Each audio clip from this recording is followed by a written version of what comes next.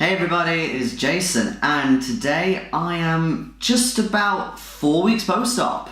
So, obviously here's my chest. There are a few things I want to address here as well as like a kind of before and after. There's been a little bit of an issue with a couple of really tiny infections. So this dressing here, basically there's a small infection underneath there as part of the incision.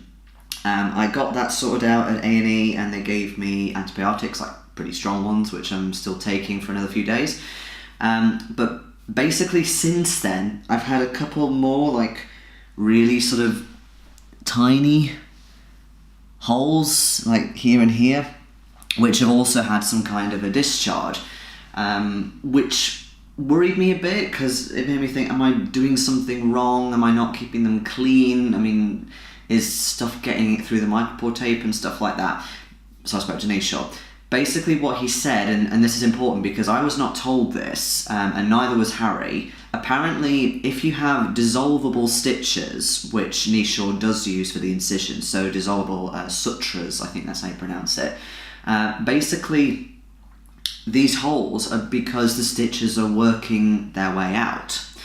And by the looks of it, because you know, they're holes, it looks like they've got infected. Now, I don't know if that's just sort of the body trying to cope with something foreign pushing out, or I am quite prone to getting sort of, like you can see my back, acne and sweat and all nasty stuff.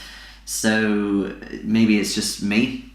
But what he said, and basically with my head in frame, if you do get something like this, then what you do is you use a pad or type of dressing called Inidine or Inidine.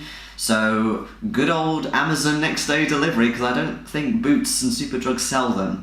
I certainly couldn't find them anyway, so I'm getting those tomorrow, and basically the micropore tape is staying off for 2 weeks, and I'm going to keep the Inidine or Inidine on each of the bits until they're healed. Quite normal, that's what he seemed to imply. But again, I just wish I knew about them before, but never mind. But anyway, on to the cool bits. So, apart from the dressing here, so this is what the incisions and the nipples look like. I'm honestly really happy with everything, really. Quite often people say like the good side and the bad side, or the good nip and the bad nip. I don't tend to call them nips, but anyway. I think this side overall has taken longer to heal.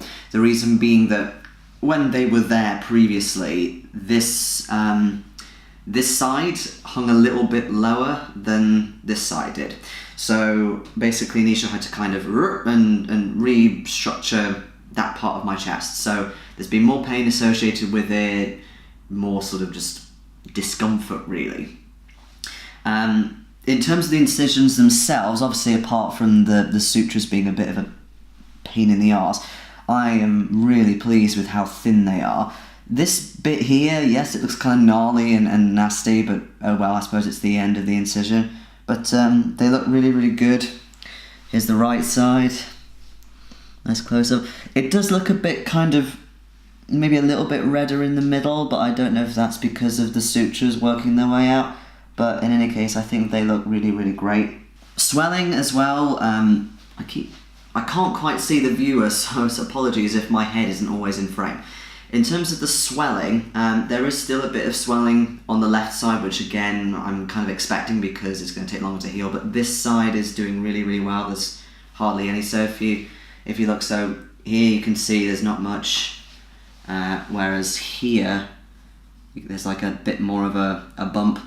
It also reflects that in terms of like numbness, so I can feel all here and that's all fine, but there are certain areas sort of around here that I can't feel as well, especially on this side. So here I can feel that, yeah, pretty well. There's maybe a bit of numbness and it hurts a bit as well, whereas here there's a bit of sort of, again, swelling, but it just has that more sort of numb feel to it. Having said that, the swelling on this side has gone down, but yeah, this bit here is just sort of gnarly and just looks like it's really sort of swollen. It's not too bad, but yeah, there we go. in terms of, because I was thinking, oh, you know, am I going to be getting dog ears because I'm not the skinniest guy in the world. I was kind of almost completely expecting, yeah, I'm going to get a dog ear or two. Mr. Nishaw at my consultation, when he was having a good feel of them, obviously medically, he said that I might get one here, like in the middle, which I'd not heard of before.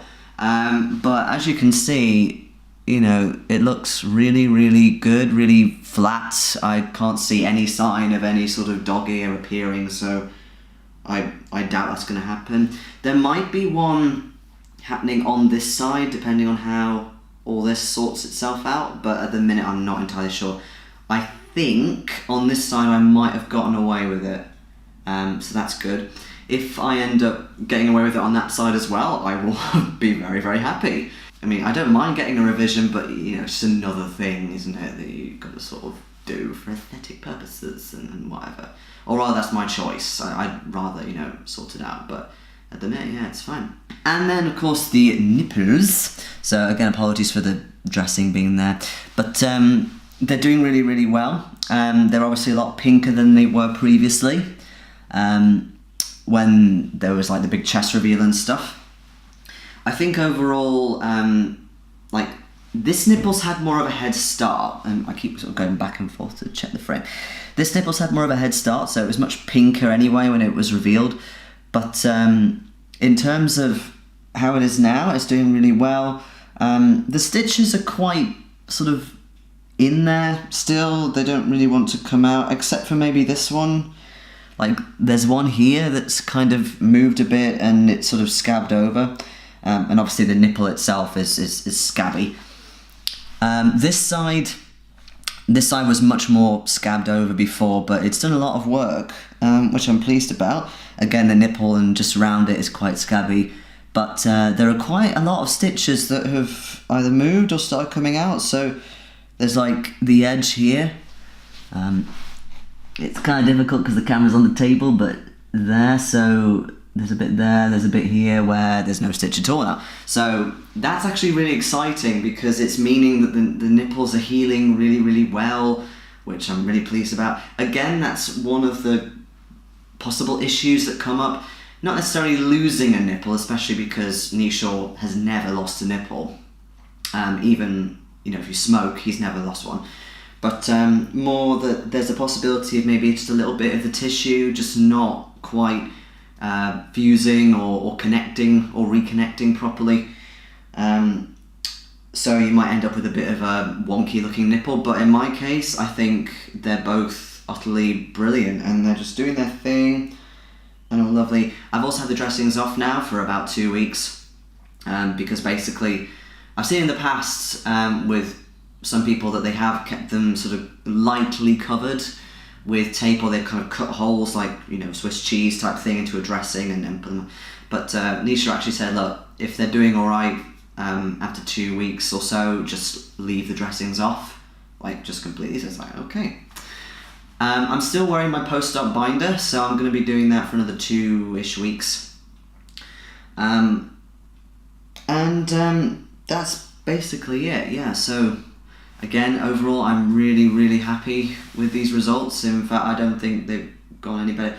Maybe apart from the stitches, just could they not maybe cause me to panic because, you know, of a potential infection? I think one final thing, which is more of a misconception on my part, but it's good to bear in mind as well, in that everyone heals differently.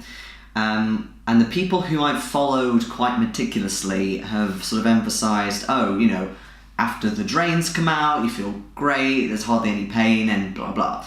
But for me, this was not the case at all. It's been a very, very slow sort of slog of the pain slowly getting less intense and certain other sensations slowly changing. So, for example, with me, shivers have been a thing. I don't know if other people have experienced this, but basically since I had the op, I've had these all here, all these sort of shivers, almost like I've got a fever, but no fever symptoms. And then that would cause me to sort of shiver all through my body, even if here I was really, really hot. So that was just annoying, really.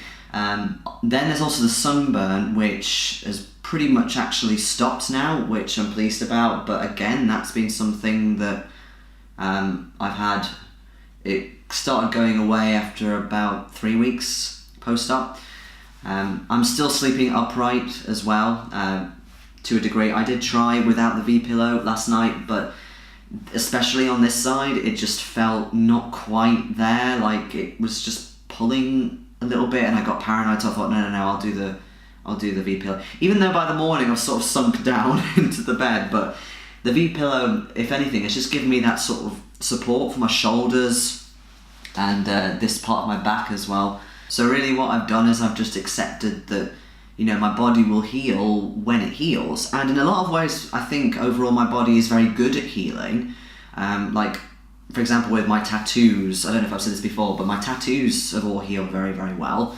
And obviously my nipples are healing great, the scars overall are doing great. But, you know, in some other ways, maybe I'm not so good. Same with pain. Like some types of pain I can actually be really resilient with. I mean, I used to have quite bad sort of Shark Week pains, which I would have to sort of push through. But then other types of pains are just like, whoa, okay, so it's all sort of subjective. But yeah, so just bear that in mind. You know, be kind to yourself when you're off and stuff. You don't want to be lying in bed all day, but you also don't want to be overdoing it. And listen to your body. Definitely listen to your body. Take one day at a time. That's really, really helped me. I'm not a stickler for having to do so many things all the time, but at the same time, that whole thing of just taking a day at a time, you know, when you get to the end of the day, be happy that you can sleep now and kind of award yourself for, you know, that's another day gone. That's really, really helped me in general in terms of like how I feel about myself and self-care, and again, just being kind to myself. So those are the sort of main things I would take away. I'm going to do some more videos later on about kind of things that really, really helped me for surgery, things I didn't need, stuff like that. And I'm going to be doing a Q&A, as I mentioned in my other video. But yeah, apart from that, that's going to be it for now. So thanks very much for watching, and I will see you all in the next video. Bye bye.